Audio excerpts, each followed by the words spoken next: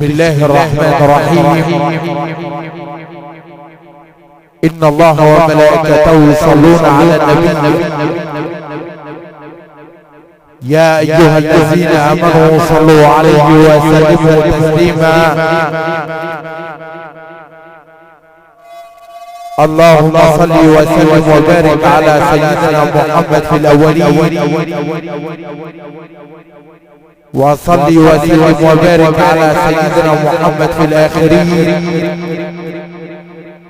وصل وسلم وبارك على سيدنا محمد في الملأ الأعلى إلى يوم الدين. أما بعد، قال الحبيب المصطفى صلى الله عليه وسلم: من أراد الدنيا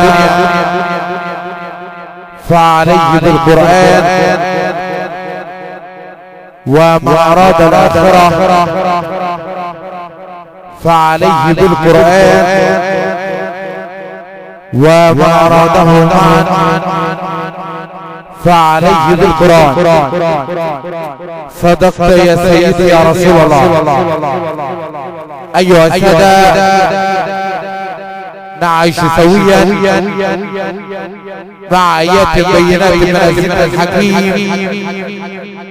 ألا وهو القرآن الكريم، مع فضيلة الأستاذ الشيخ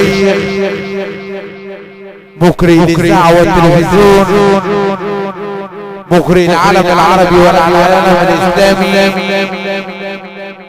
ألا وهو فضيلة الأستاذ الشيخ أحمد حسن سلمان،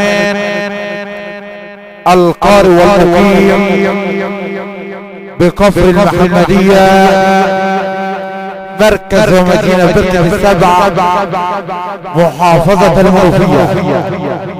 ندعو له بالتوفيق، ولنا ولكم حسن الاستماع ومع التلاوة، فليتفضل مشكورا.